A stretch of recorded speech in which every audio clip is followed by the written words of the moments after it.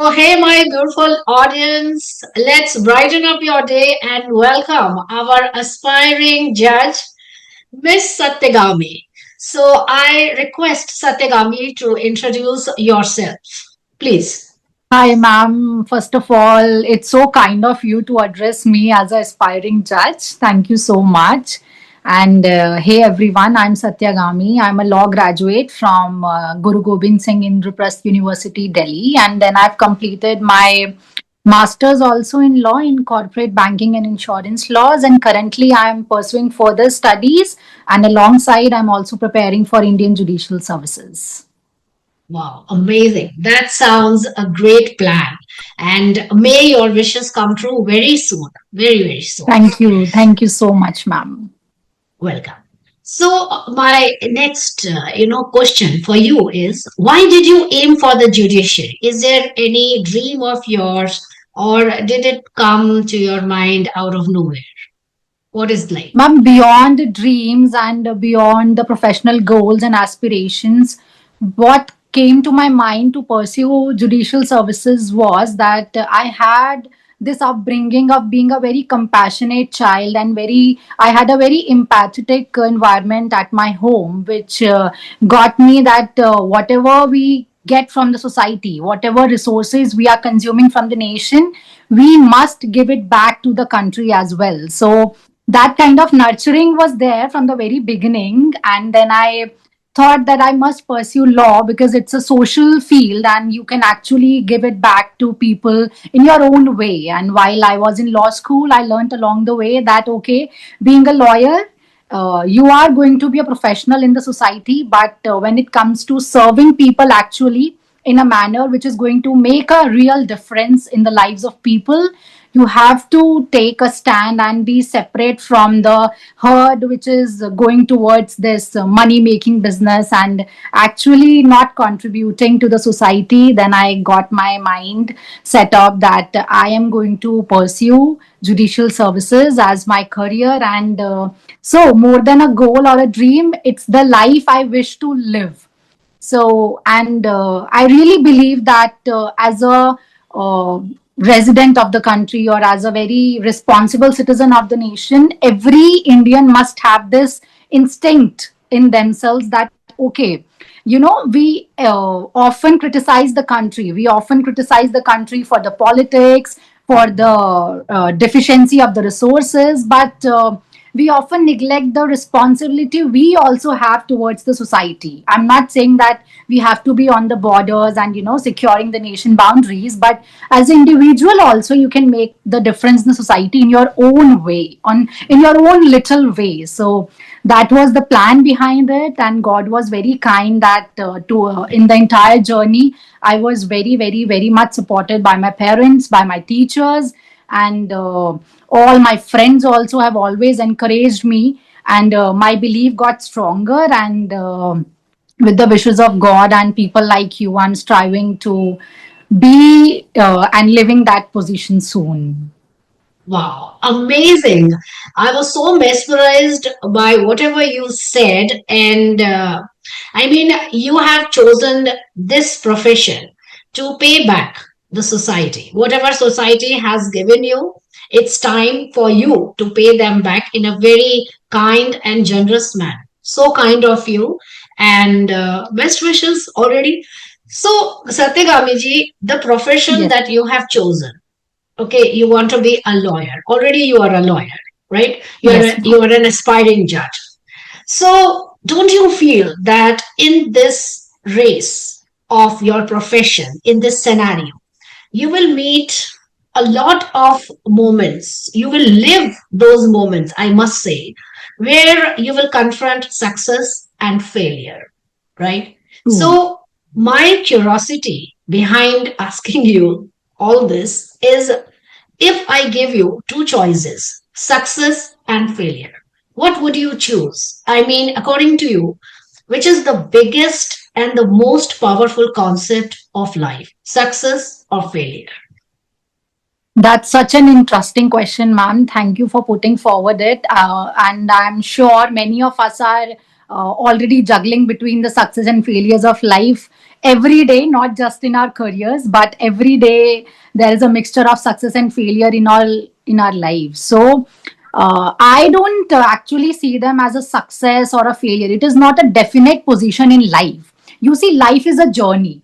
And on a journey, when you have this mindset of learning along the way, the success or the failure does not really matter to you. So I personally believe that when you take the life, when you take every thing as a journey, everything becomes an asset to you. And as you quoted, that what is more important, the success or the failure? And what I believe in this journey of life, you cannot actually meet success without meeting failures along the line, because the Right. person who succeeds must endure the failures coming along the way. If you are not able to endure the failures, you are not going to get success in life. So it is very important to understand the importance of both coming alongside the journey of life. And failures are a part of success only.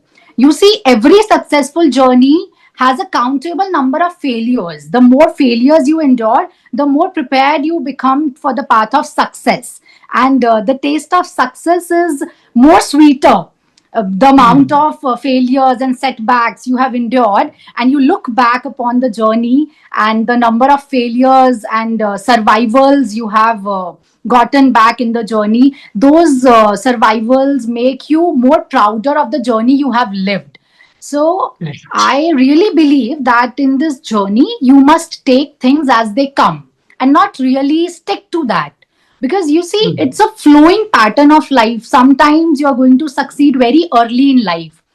You know, Right. you aim for something. I have been in this journey for 2 3 years now, and I actually very much I'm living this life of success and failures, because continuously there's an attempt going on in life to succeed and, you know, have that chair and have that position as early as possible, because this clock is ticking and everybody is in the race getting far. Sometimes somebody is moving more faster than you and you are lagging behind, but it's your own unique journey in life.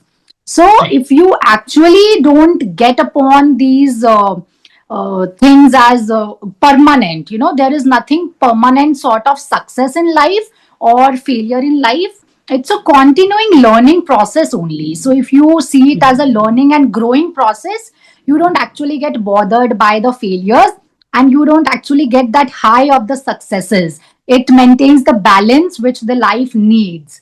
So, Right. between the aspiring goals of life and setbacks we live, there is the balance maintained, and I think that balance is very important in life.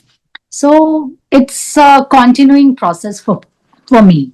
Wow. Yeah. Wow. Well said. Well said. And I couldn't agree more. I have also noticed that when you become successful, you become authoritative, right? And Yeah. that leads to your failure as well. But when you confront failure, like I have a dream, but I fail. But in that process, I may learn a new lesson to grow myself, to evolve each day, right? Matters a lot to you. What matters to you, like success or failure? It depends on your mindset. Some people, when they face failure, they never care to bounce back. But I True, personally ma'am. feel that, right. I personally feel that failures are the stepping stone to success, to prove yourself. And it depends Yes, on you. Like you definitely. said, yeah, you said that it depends on you. It depends on your strong mindset. So I also personally feel that USP is your mindset. If you Yes, are ma'am. successful, if you are successful, it becomes stagnant. The learning process becomes stagnant. You are successful, now what? Nothing. Finish, period. But when you fail, then you have a kind of fire, you have a kind of passion. You don't want to show to anybody, but it is only for you. You want to prove yourself to yourself. That is very important. So, yes, well said. And follow up question is a very Yes, interesting one, ma'am. which I think my audience might be waiting for it.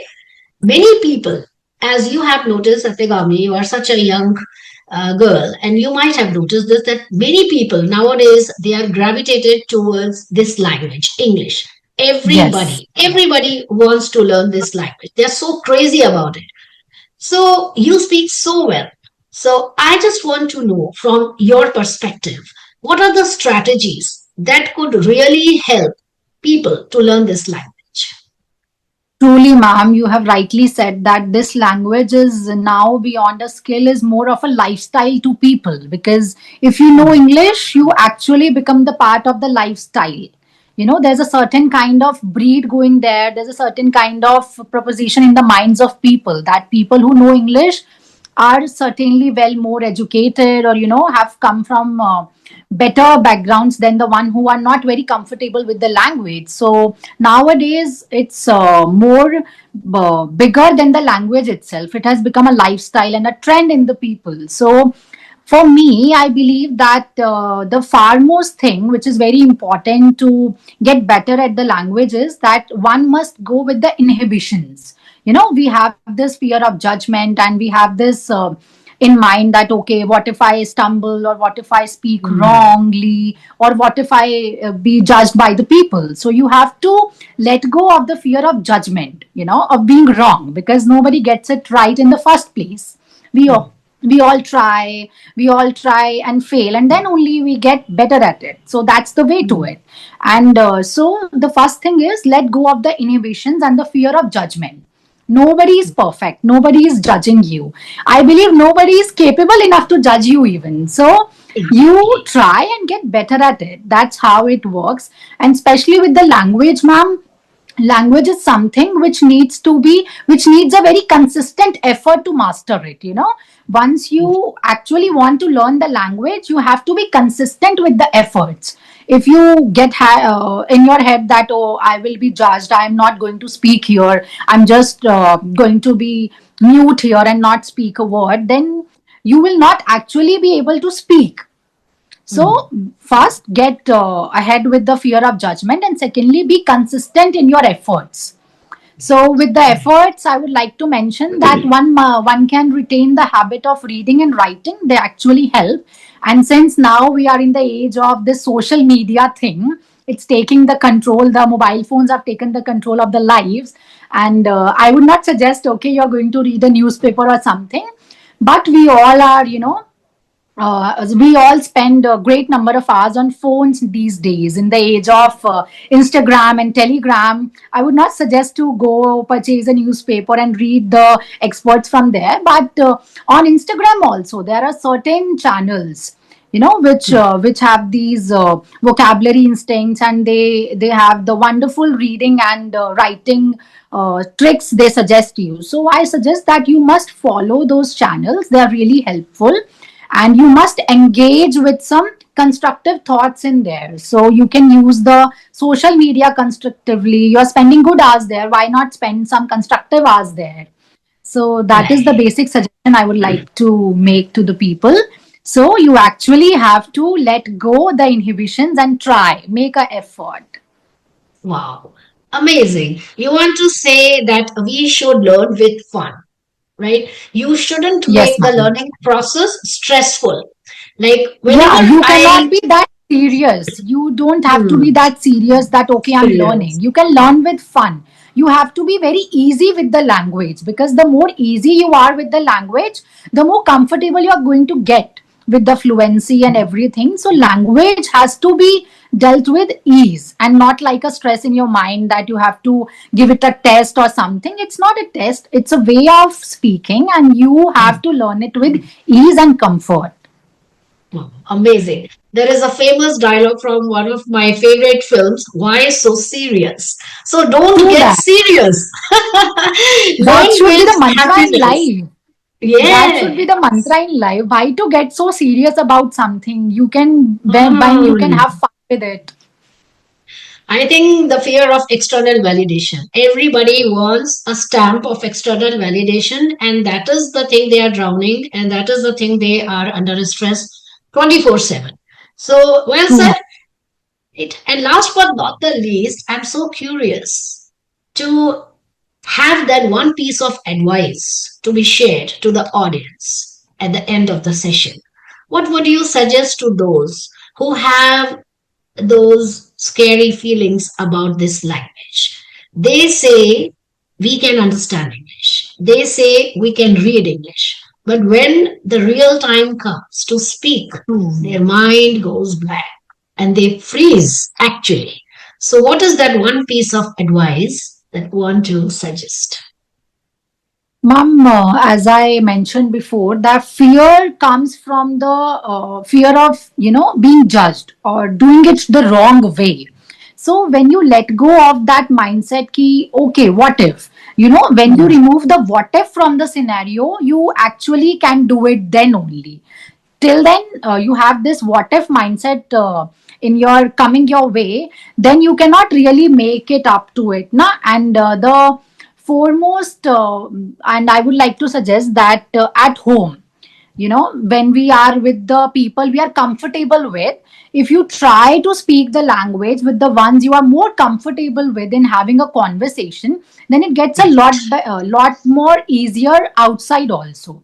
So first Hmm. you begin at home, in your peer group or with your friends, while chit chatting in the group chats, or while having conversation with your loved ones. When you begin with the comfort zones, then you can actually also overcome the fear of being judged in the outside world. So first start from the inner circle, and give it a very nice effort. Start speaking with the loved ones, start speaking with your children, with your peer group, with your friends in English, and slowly and gradually you would realize that it has become a habit now. So Hmm. eventually, when it becomes a habit, you do not actually have you have to make an effort, then you don't have to make an effort. It is going to be your habit to speak like that only. So the fear goes out of your way, and you would actually succeed in the attempt of speaking the language. So start at home, deliver outside, is what I would like to say. Wow, amazing. And sometimes we must give buffer to our brains as well. Go, pause, go. This has to be the scenario, right? Every time Hmm. you can't do one thing 24/7. You feel that kind of gloominess, you will start feeling that kind of monotony. So stop it doing right now. Whenever you feel your brain is tired, stop, give yourself a break, and then reset your brain. So thank you, Hmm. Satyagami, for this amazing, amazing session. I truly enjoyed every fraction of this session. I hope you also enjoyed. I don't know much about it, so I want from you No. that I want to listen from you. How did you experience? What is your experience about Thank this session? you. Thank you so much, ma'am. It has been such an insightful conversation with you, and I look forward to having such more meaningful conversations with you. You are such a wonderful host and such an amazing teacher. And alongside this conversation, one thing which really strike my mind is that importance of consistent effort and actually not giving up along the route, no matter how many failures you endure along the journey. And I would like to mention here that a successful failure often weighs more than a successful attempt sometimes. So Wow. when you succeed in the learning of a failure, when you successfully learn from your failure, it is more than the success itself in life. At most of the times, is what I have actually learned along this journey. And I wish everyone success in life. And I would like to leave everyone with one piece of advice, that being in high spirits and never actually being bothered by the failures and the fear of being judged or fear of being wrong is the key to success in life. And it is very important to give try, as it is rightly quoted in the Japanese proverb that fall seven but rise up eight. So it's okay Yeah. to fall at times, and it's okay to fail along the way of life. It's the Correct. way we learn. So, Hmm. until and unless you are failing successfully, success is going to come to you for sure. And thank you so much, Right. ma'am. It was so wonderful to speak with you. Thank you. Thank you, Satyagami, for joining me. And I'm also looking forward to connecting with you one more time. So have a blessed time and have a blessed life. So